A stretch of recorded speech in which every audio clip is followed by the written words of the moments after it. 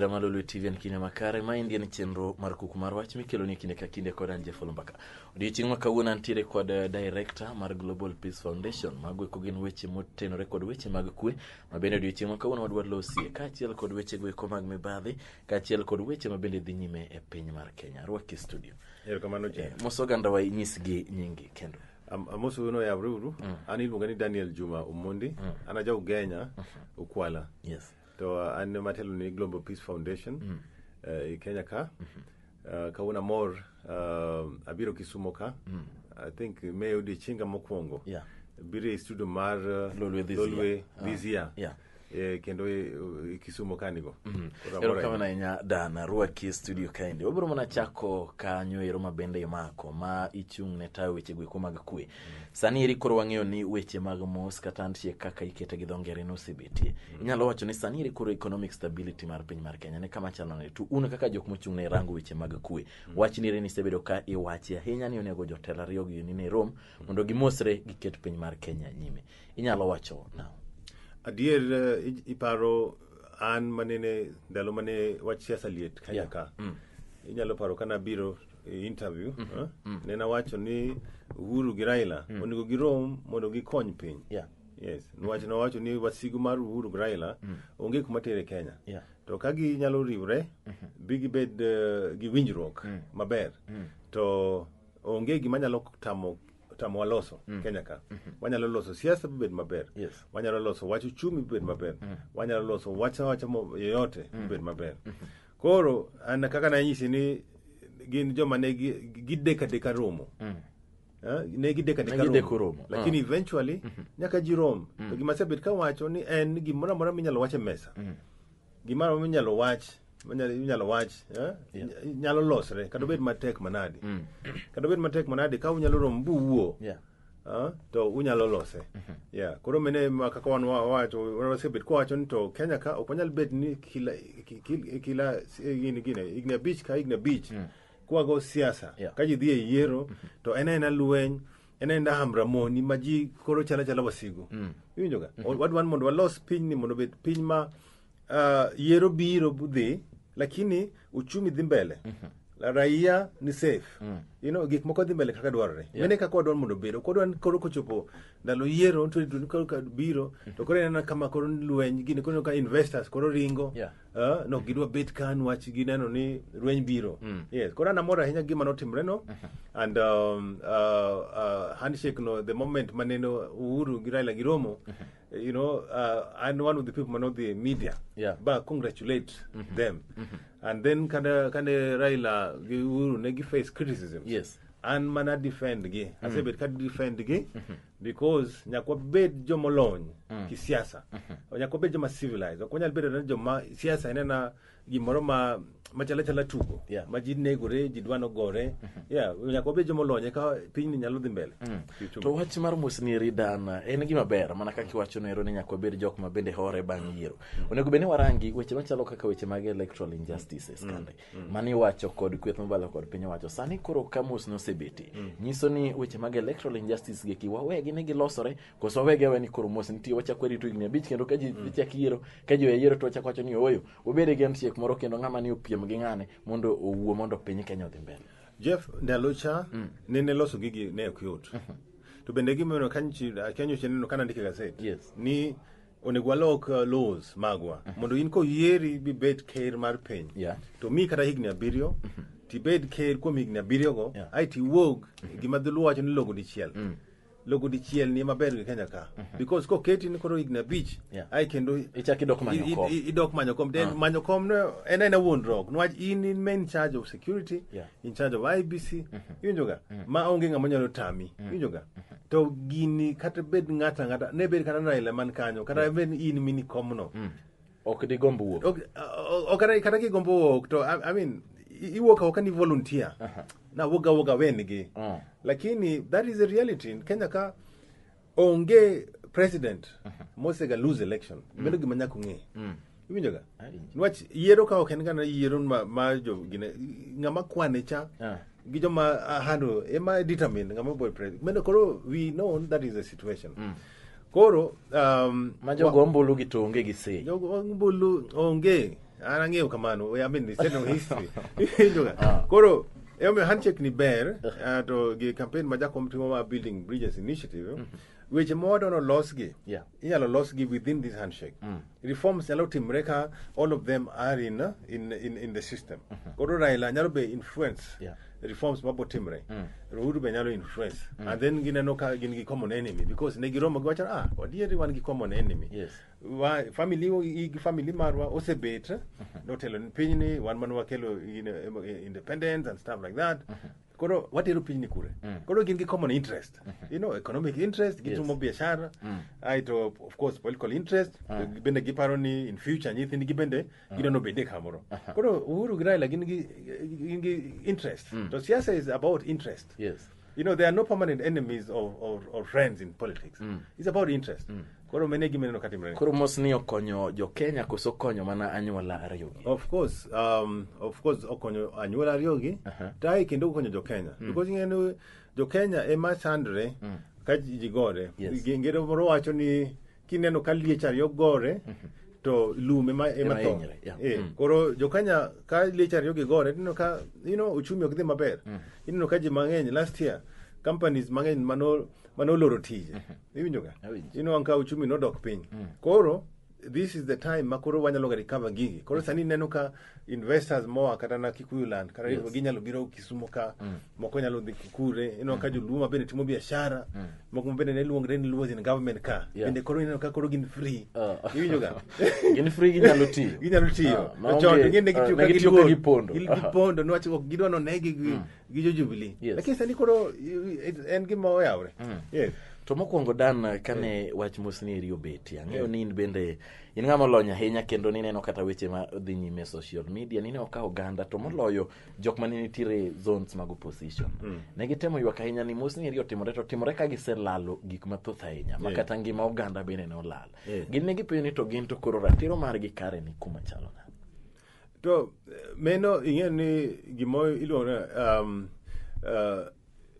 gimoro ka timre nitie gimiluongo ni collateral damage iwinjo ga to kata aluongi jogo ni collateral damage lakini gima nyaka ing'e ni en ni kata iwach kata itim ang'o joma no lose maisha gi no lose maisha gi iwinjo ga to eventually an gi begi masebet ka temo sayo jotelo mondo nwang' kaka families manotho nyalo nwang' compensation mondo ginwang' compensation Siaya Kisumu maneno tho ndalo mane timo demos mag IBC iwinjo ga mane iwacho na IBC no polls jogo kwanya nwang'o ways maginyalo bedo go compensated that would be very good to mene gimomiyo agidho jo siasa magwa makawuono iwinjo ga gin monego bed ni gidhi bunge to giwacho ni joma notho iwinjo ga sana Siaya kucha jo bunge ma Siaya onego bed ni gidhi bunge wacho jogo manotho onego chulgi mondo families gi obed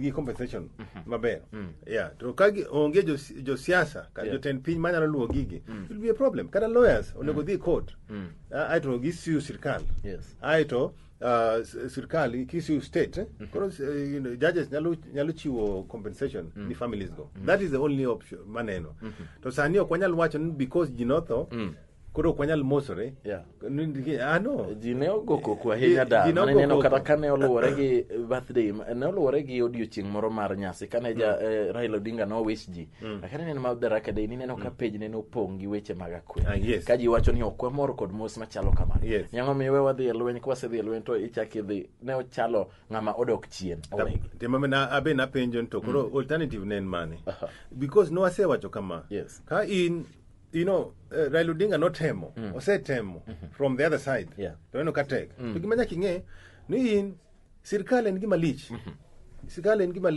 ma ok nyal bet ni in gi kata kidi to sirkal ing'e ni gi bunde tidwa gori gi ng'ama nigi bunde so you can't seche moko ibolri chien iwacho kato tek lakini wabolra chien ane kaka wanyalo timona wanyalo dhi mbele that's what Raila did it was a retreat so in life seche moko nyaka idhi mbele seche midwok chien iwinjo ka and that was I think was a good move because kane wakira kata grand standing ni nyaka wagine nyaka bed naka kwadwaro no to piny ni neko gine kaka ng'ato kaka Jakom obende because of ngama seche moko dhi to duogo chien e omino ka piny wan nigi kwe to kano bede bende ngama bende toke tek to duonyo piny ni kama bor yes. To sani bende koro nyalo wacho ni wantiere kod active opposition koso jakom koro ni kure en e sirikal koso en e opposition? Jakom sani ni opposition to en e sirikal. Iwinjoga? Be onyalo tiyo kamano. Wajakom iwinjoga? Jakom jomotimo political ki study Raila Odinga. Negi some ki study ki nyalo understand. Iwinjoga? Nyiso ane yin isebedo kode machiegni ni en kanye en ngama gine en very very complicated. Mi wacho ga you can never wish away Raila Odinga. Raila Odinga you can never wish away. He has the ability ma onyalo reinvent go himself. Kada won mare ni wacho ni won mare nigi 9 lives. Iwinjoga? Inyalo paro ni segno to kendo NTA. Koro Raila Odinga en kaka Jaramogi Odinga en gi 9 lives go. Erokamano. Dan waduogo wakaw yo matin waduogo thuolo mar ariyo antiere kod Dan Juma ma bende director kata jata tije maduong' mar Global Peace Foundation Kenya.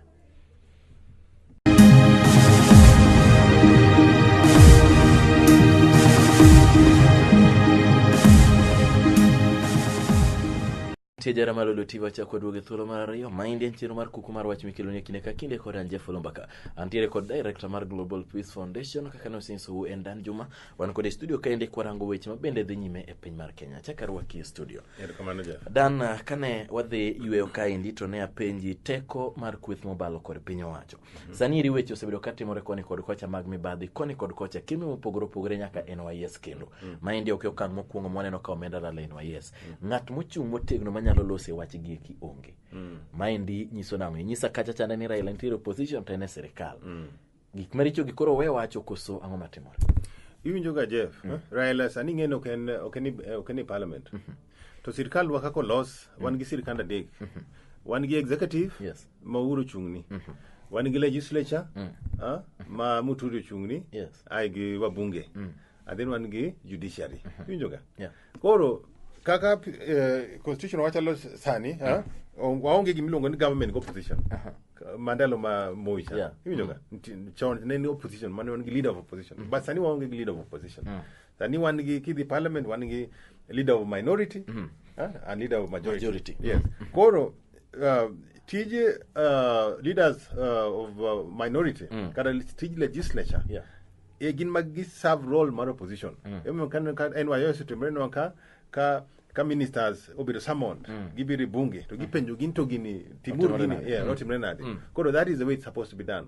Koro kiko bed ni wan pod wani paro mor machon cha ni nyaka bedie ng'at mo opposition ma eno chiko ogine seko sirkal to ang motimre. So that is the changes kako bed. Koro of course wabunge magwa okonego rit Raila ema nyaka uwe wach mag mibadhi. Iwinjoga? Mbunge yoyote kati bed mbunge mar Jubilee kati bed mbunge mar ODM kati bed onego bed ni make sure ni itimo tij mar representation. I make sure ni ka pesa ikwalo kamoro you need to raise that issue in parliament. That is a privilege momiu. Lakini shida maru manogo eni of course aneno ka wabunge moko temo tana kama ko bende kagidhi the parliament to gini uranore parliament ok giwuo ochul gi mondo giwuo ka ok giwuo e parliament. Koro in kara pesa mochuli ni dhi wuo e parliament cha kada pesa ni wachule na Google report ni wabunge mariroma par kod achiel kende mar actively participating in parliament. To gin tire wabunge mathoth ahinya maendi kare nyiso nade kagidhi kacha to tich mane gidwaro ni tamo gi temo koso donge mayo nyisi koro it's a waste of taxpayers money. Because in ko yeri ni idhi od bura maduong'. Tiji mwachulo ni pesa en mondi dhi wuoye od bura maduong'. Iwinjoga? Okwachuli pesa ni mondi wuoye liel igweng'. Ino ka jogi ka gibiri gweng', ino ka gigo siasa gweng'. Ma giwacha wachi gweng'. Ma ni CDF ma ging'iyo to CDF bende sani seria wacho ni CDF onego bed ni gin gi management makando. Ino kama bunge CDF na gidwan mondo gibe gi manipulate gi organize. Iwinjoga? So it's a big problem. And then no wacho kana development sani the legislator okonego bed ni gi manage development issues. No sani wan gi devolution. Koro what development gi wawe ni executive wawe ni county government. Koro legislator kati bed MCA kati bed MP kati bed senator TG and representation and legislation kidhi bunge onego bed ni enact laws manyalo konyo jopiny mene TG tijo ken Wayliel, tijo ken ng'iyo kaka CDF timo, in tijo achuli mondo idhi wuo. In kata kiwuoyi wachango to sheria protect i. Yeah. Yes, so that is the problem we have in Kenya. Yo mino ka gigi timore. To wabunge nwach most of them pod ok ong'eyo roles magi. Yeah. Gilingalinga. Ok ging'eyo roles Yes, margi. yes. To ne oyiergi. Oyiergi gi jopiny gidhi wuo. To ka gidhi bunge to giwuo. Giling kama tuo. Tiparo nade Dan, migosi Kenyatta Samieri oketo matek ahinya e weche mag kedo kod mibadhi. Niwacho ni maendi en tuo ma bende koro thiro Kenya e weche mag dongruok. Iparo ni sani bende fight ma koro keti ne weche mag mibadhi ni be en gima kare koso en mana PR kaka samoro nowacho chien kocha.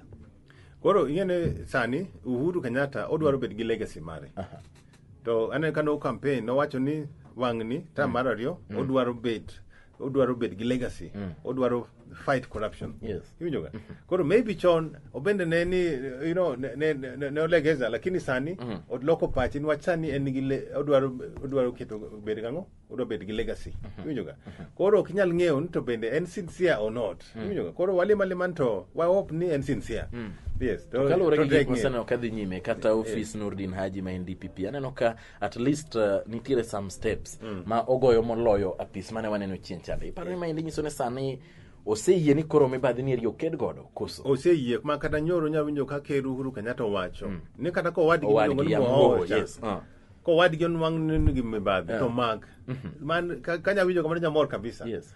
Because nyoro oseyie ni kata obed no wadwa to nyaka ogine everyone must be equal before the law.